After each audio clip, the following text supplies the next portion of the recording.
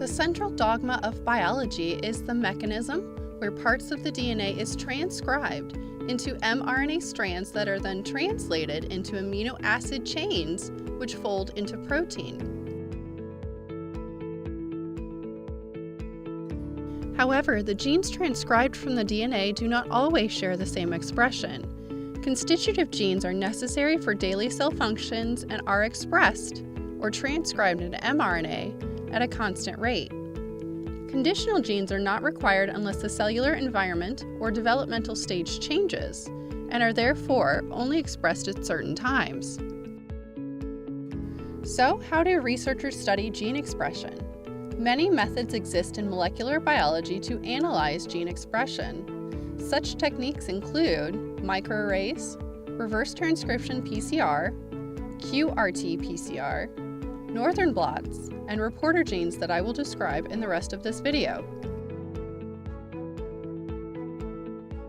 So what is a reporter gene? Reporter genes monitor the levels of expression by fusion with a promoter or a gene of interest. It's not a dye.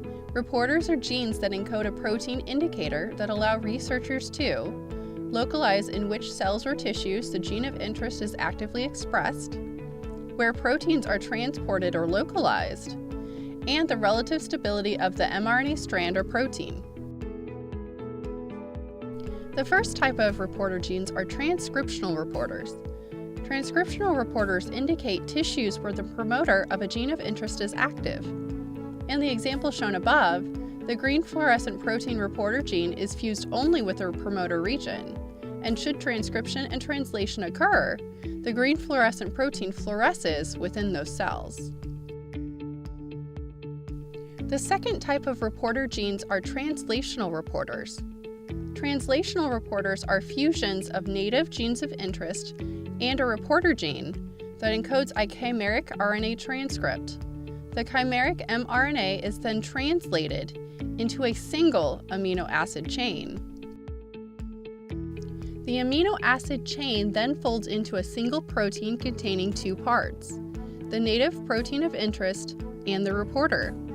This fusion protein allows researchers to determine subcellular localization, transport, and the relative stability of the native protein through an observable reporter.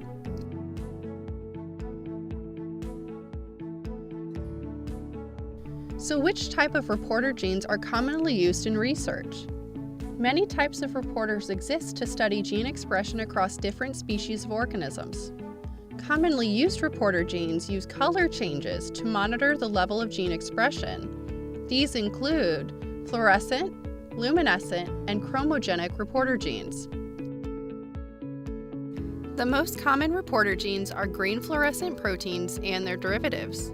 Green fluorescent protein was first isolated from Aquaria victoria jellyfish, and red fluorescent proteins were first isolated from Discosoma anemones. Currently, many derivatives have been isolated from sea creatures to use in research.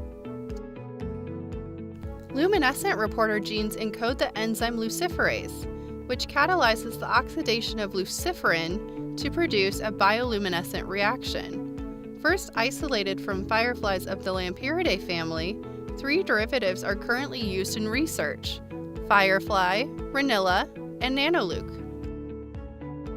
The last type of reporter genes I will briefly discuss in this video are Gus and LAC-Z, which are chromogenic reporter genes.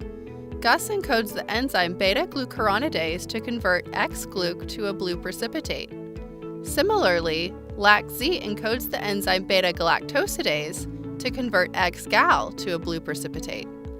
This change from colorless to blue visualizes in which cells or tissue Gus or LAC-Z is expressed.